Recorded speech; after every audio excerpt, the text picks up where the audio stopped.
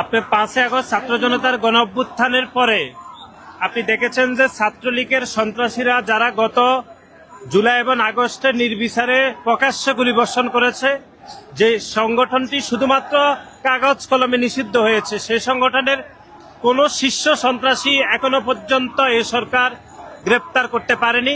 সেই সন্ত্রাসীদের গ্রেপ্তারের প্রতিবাদে এবং যারা গত জুলাই এবং আগস্টে বিভিন্ন শিক্ষা প্রতিষ্ঠানে যে আওয়ামী লীগের দোসররা যারা জুলাই এবং আগস্টে নির্বিচারে গুলিবর্ষণ করেছেন, গুলিবর্ষণের সমর্থন করেছেন, তাদের বিচারের দাবি এবং তদন্ত সাপেক্ষে দ্রুত বিচারের দাবিতে আজকে ঐতিহাসিক যে কর্মসূচি, সেটি মার্চ ফর জাস্টিস, এই কর্মসূচিতে বাংলাদেশ জাতীয়তাবাদী ছাত্র দলের ইতিমধ্যে আপনারা দেখেছেন যে হাজার হাজার নেতাকর্মী ইতিমধ্যে উপস্থিত হয়েছেন।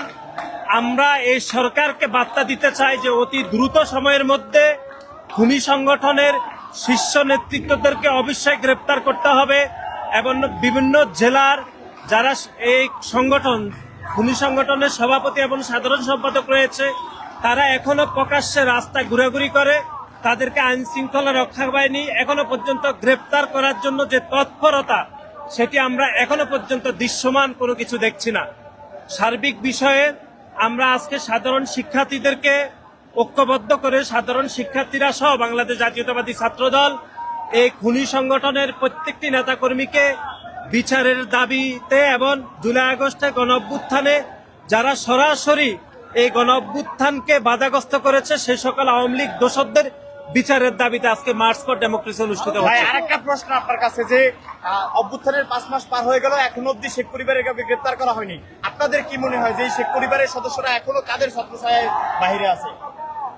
আমরা যেটি মনে করছি সেটি হচ্ছে এই অন্তর্বর্তীকালীন সরকার এখনো পর্যন্ত শেখ পরিবার তো অনেক উপরের বিষয়, সেই খুনি সংগঠন ছাত্রলীগের কোন শীর্ষ নেতৃত্বকে এখনো পর্যন্ত গ্রেপ্তার করতে পারেনি।